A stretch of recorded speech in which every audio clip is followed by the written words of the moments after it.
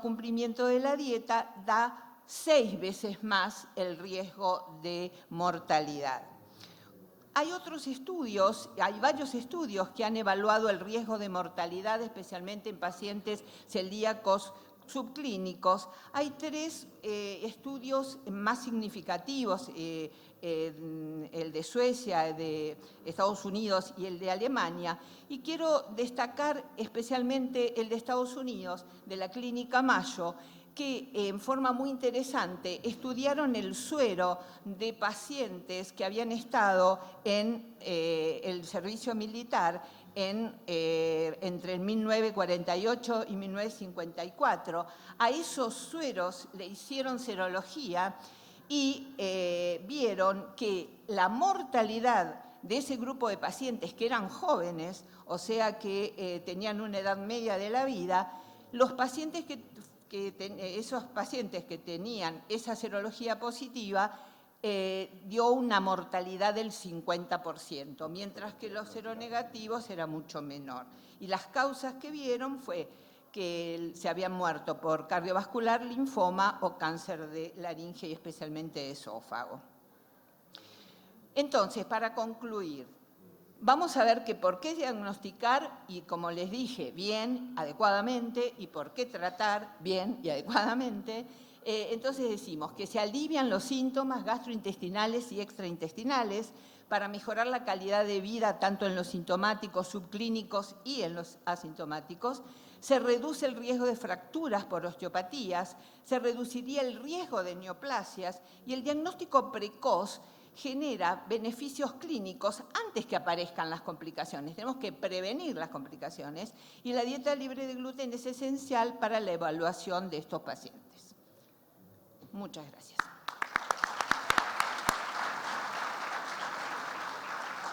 Bueno, el doctor Julio Bay nos va a hablar de seguimiento de los pacientes con dieta libre de gluten, nuevos paradigmas. Una pequeña aclaración en el último slide, anteúltimo slide que presentaste, Alicia. Sonia, perdón. Disculpas. No te conozco. En realidad, estos individuos durante 50 años que fueron seguidos, nunca se diagnosticó enfermedad celíaca.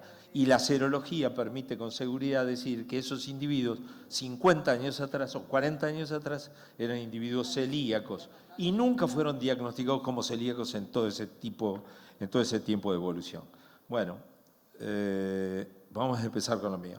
Vamos a hablar de seguimiento. Si hay algún error es porque acabo de presentarlos en inglés. Perdón.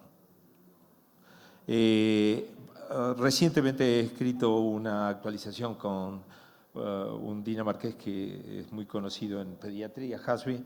Los objetivos de esta presentación son las mismas que hicimos en esa comunicación. Las metas terapéuticas, vamos a hablar de metas terapéuticas, de adaptación a la nueva situación que tienen los pacientes, cómo es actualmente el seguimiento de los pacientes con enfermedad celíaca, qué nos dicen a nosotros las guías de práctica clínica para el seguimiento, cuáles son las herramientas con que contamos para evaluar específicamente la adherencia y la evolución de los enfermos. Brevemente, quiénes deben hacer el seguimiento, hay cierta discusión al respecto, y vamos a hablar finalmente sobre la excreción, muy brevemente sobre la excreción de GIP, que esto podría ser una nueva dimensión o un nuevo paradigma en el seguimiento de la enfermedad celíaca. ¿Cuáles son los objetivos terapéuticos? Lograr la desaparición de los síntomas, obtener la mejor calidad de vida, adaptación a la nueva situación, generar el mejor cumplimiento de la dieta libre de gluten posible y evitar las complicaciones. Todo esto lo ha resumido Sonia recientemente. Ahora, ¿cuáles son los principios generales de esto? La dieta libre de gluten permanente es el único tratamiento efectivo hasta este momento de la enfermedad celíaca. La mejoría clínica se produce con esto. Son unos gráficos que corresponden a estudios que ya ha mencionado Sonia Nivelloni. Tanto mejoran los síntomas como la bioquímica y la calidad de vida de los pacientes.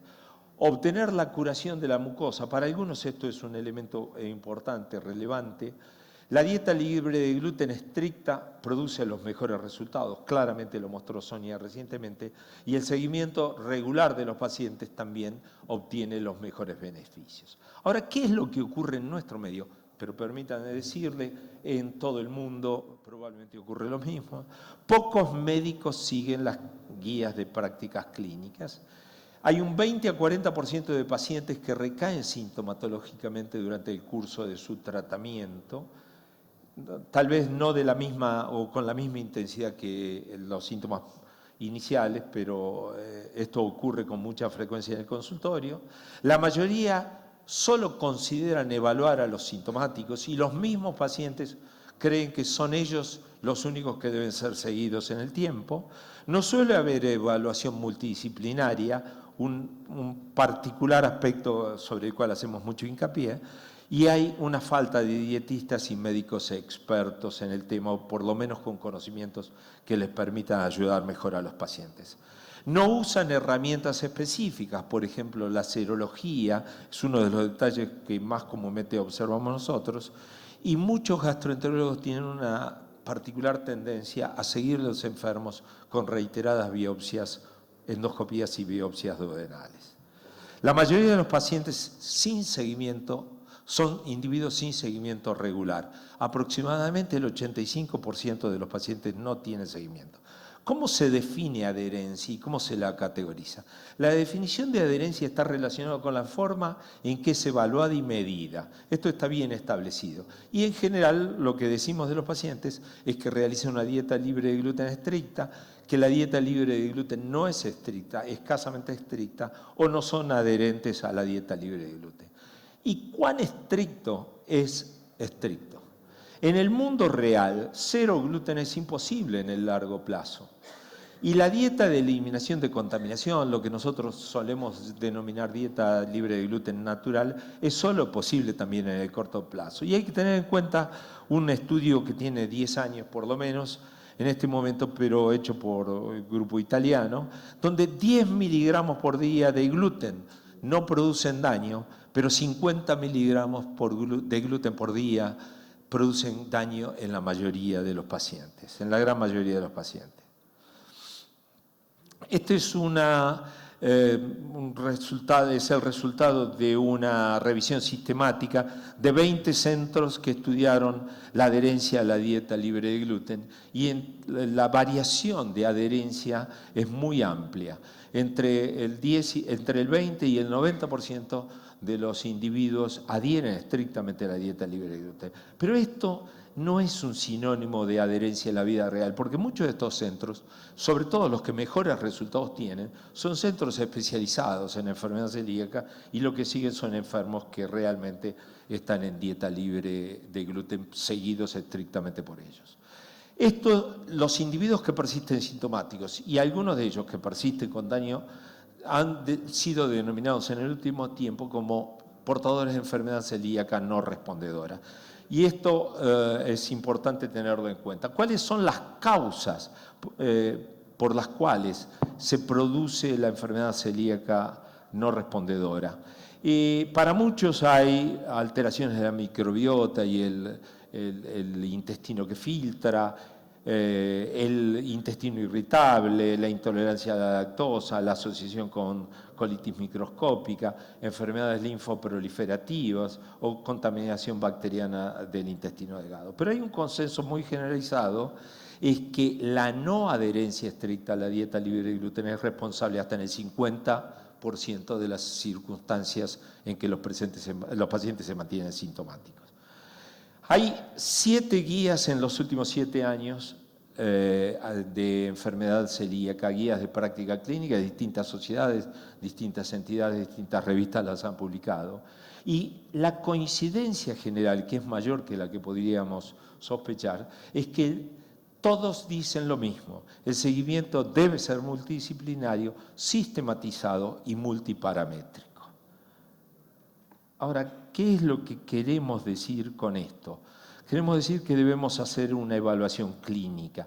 Contribuye además a la mejor evaluación del paciente y a su adaptación al nuevo estado.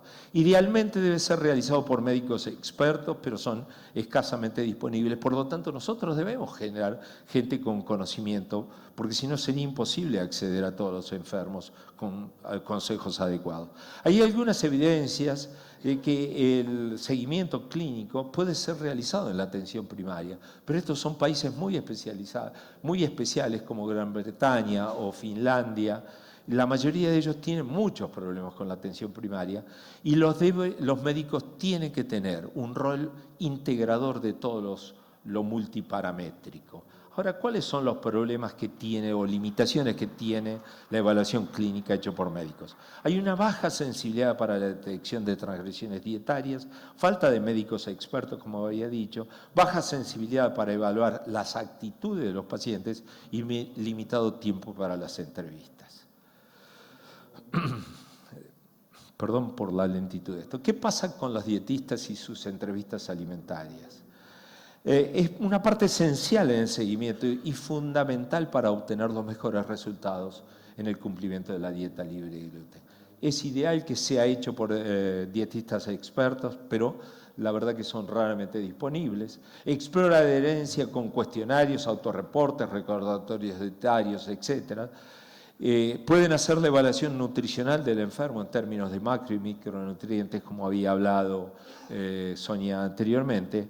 Y para mí un aspecto que es muy importante y que sería una pregunta para hacer a Paz, una de nuestras nutricionistas en el hospital, es la capacidad que tienen ellas de identificar la actitud de los pacientes hacia la adherencia a la dieta libre de gluten. Pero hay limitaciones también. Afectada esta entrevista alimentaria por una subjetividad dual, la del paciente y la propia de ellas, y probablemente por la posible malinformación intencionada que tienen los pacientes.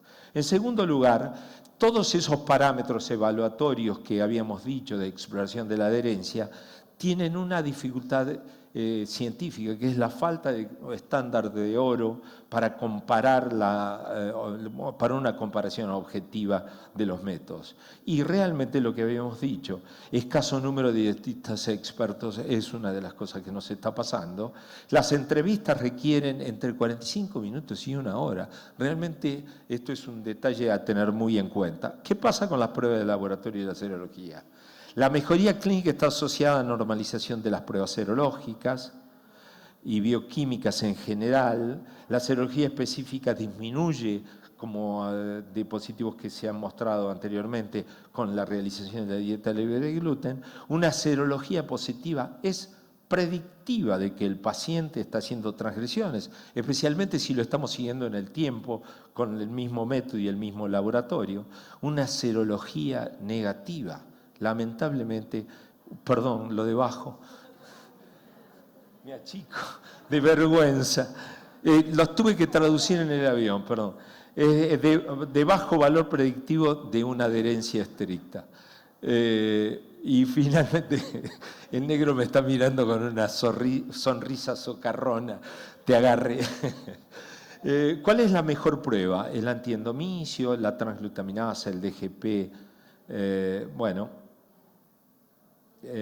¿qué pasa con la biopsia duodenal en el seguimiento? Y esto es un punto a considerar.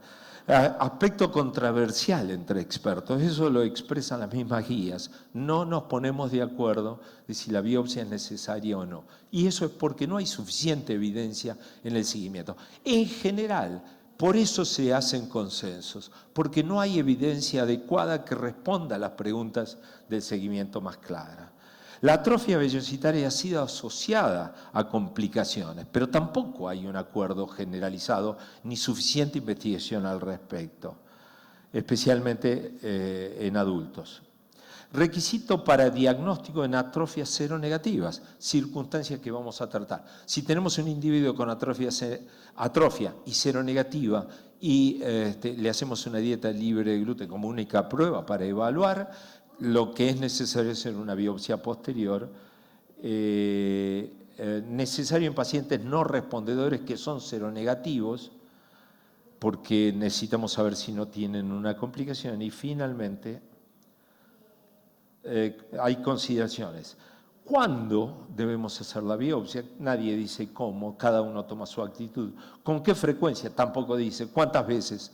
¿Cuándo detener todo procedimiento de seguimiento del enfermo? ¿No podrá ser atrófico en el futuro a partir de transgresiones? No se sabe. Y uno de los detalles es cuánto es estas pequeñas muestras que nosotros tomamos del duodeno, cuánto son representativas de una enfermedad que es mucho más global que esto. El seguimiento multidisciplinario, ya voy acabando, perdón. Tengo algún problema con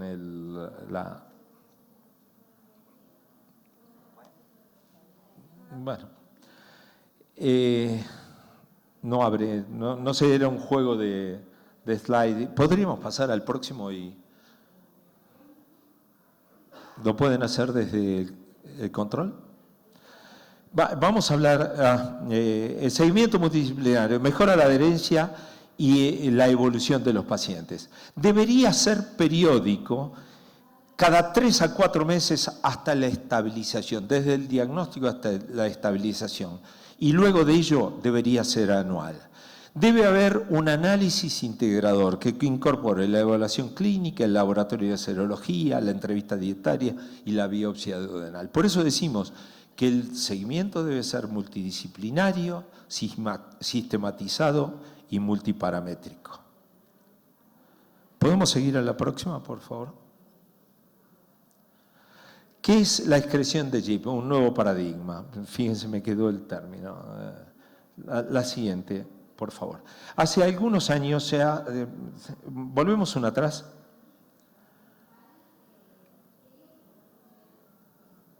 Sí, hace algunos años se ha detectado que uno puede observar o puede detectar en materia fecal y orina la excreción de péptidos de gliadina que son absolutamente indicativos de transgresiones. Tienen limitaciones, se necesita una cantidad determinada de ingesta de gluten como para que den positivos, pero la verdad es un nuevo parámetro que tiene absoluta objetividad. Yo quiero mostrar el siguiente diapositivo, por favor, si me lo pueden pasar de control. Es esta serie de casos, en este caso absolutamente asintomáticos, donde analizamos en la primera columna la serología, en la columna siguiente, en amarillo y marrón, el grado de cumplimiento de un análisis dietario de 3 días, y después en azul los individuos que fueron positivos para materia fecal u orina, en distintas circunstancias. Y lo que yo quiero destacar en este diapositivo, uno, por favor, adelante, es el hecho de que hay un conjunto de individuos que no fueron detectados por el análisis del reporte de 3 días de ingesta de los enfermos, pero que fueron positivos en materia fecal. O los individuos estaban consumiendo y no lo sabían, o los individuos mintieron en el reporte, pero ahora tenemos un nuevo método que nos sirve para este análisis. La siguiente, por favor. Lamentablemente el acuerdo entre este reporte dietario de 3 días y la excreción de JIP fue de muy escasa correlación. La siguiente diapositiva. Por favor, la próxima. Y finalmente este detalle, este es un estudio absolutamente reciente. Estos son pacientes con atrofia vellositaria tipo March 2 o March 3. Lo que dice, se acaba de presentar el sábado pasado en el Congreso Mundial de Enfermedad Celíaca de París. De estos individuos con daño mucoso, el 65% de ellos tenían serología negativa. El 80% eran asintomáticos. El 60% presentaban buena adherencia de acuerdo a las encuestas alimentarias y el 95% tenían JIP detectable en orina. Y finalmente, este último concepto, que la excreción de por lo menos 2 microgramos por gramo de JIP en materia fecal o mayores 12 nanogramos por mililitro en orina está asociado a daño mucoso en casi el 100% de los pacientes. Bueno, en conclusión, la evaluación de la adhesión a la dieta libre de gluten es siempre o está siempre asociada a la evolución, a la mejor evolución de los pacientes. Los métodos actuales en la evaluación de la adherencia deben actualizarse porque ya estamos viendo que nos están apareciendo algunos algunos elementos que podrían ser paradigmáticos. Las transgresiones en la vida real son frecuentes y esto ocurre tanto en pacientes sintomáticos como asintomáticos, y lo va a mostrar Juan Pablo al final. El seguimiento debe ser multidisciplinario, cada 3 a 4 meses durante el primer periodo hasta la estabilización del paciente, y luego debería ser anual. Se requiere de médicos y dietistas con experiencia en enfermedad celíaca, y finalmente la excreción de GI puede ser una de las herramientas que correlacione con el daño mucoso y podría ser incorporada a este arsenal diagnóstico de la enfermedad celíaca y su seguimiento. Muchas gracias.